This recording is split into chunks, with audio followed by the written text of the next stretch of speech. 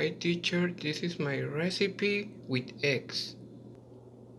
Ingredients: salt, a piece of butter, 1 egg, 1 tomato, and 1 onion. First, wash the onions and tomato. Dice the tomato into small pieces. Chop the onion. Mix the onion and tomato in a bowl. Add a pinch of salt. Beat the mix. Melt the butter in a pan.